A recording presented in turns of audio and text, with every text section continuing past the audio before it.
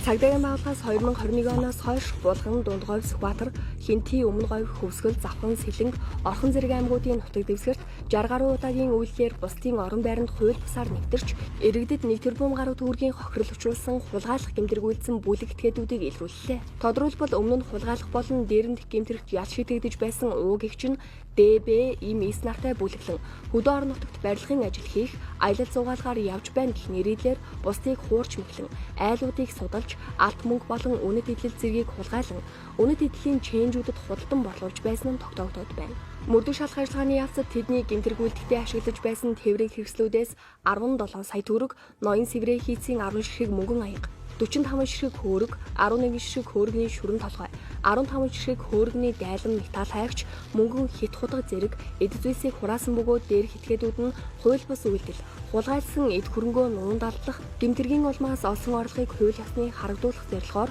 Улаанбаатар хотод паб, караоке түрээсэлж, мөнгө угаах гэмтэрг үйлдэх замаар сонгон найрхан дүүргийн нутаг дэвсгэрт амны орон сууц барьсан, тээврийн хэрэгсэл худалдан авсан, гэр бүлийн гишүүдийг гадаад улс руу явуулахаар виз мэдүүлсэн болох нь тогтоогдож байгаа бөгөөд шалгалтын ажиллагааг үргэлжлүүлж байна.